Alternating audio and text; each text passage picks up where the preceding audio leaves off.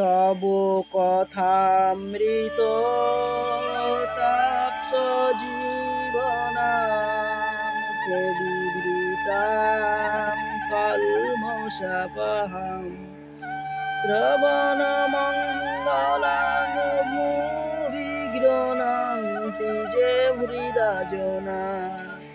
নমস্কার, সৎসঙ্গ চ্যানেলে আজ আমরা জানব অহংকার সম্পর্কে। সেই সম্পর্কে বলতে গিয়ে ঠাকুর শ্রী শ্রী রামকৃষ্ণ পরমহংসদেব তার কথামৃতে বলছেন, আরে টাকার অহংকার করতে নাই।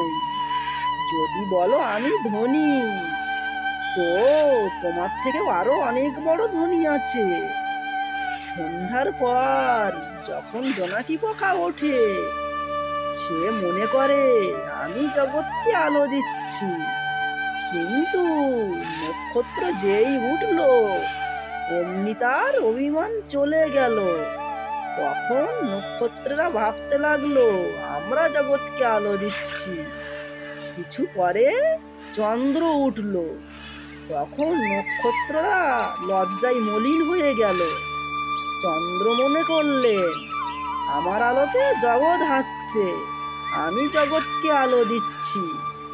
দেখতে দেখতে অরুণোদয় হলো, সূর্য উঠেছে, চাঁদ মলিন হয়ে গেল। খানিকক্ষণ পরে আর দেখাই গেল না। সেই জন্য আমাদের কাউকে কারো প্রতি অহংকার করা উচিত নয়।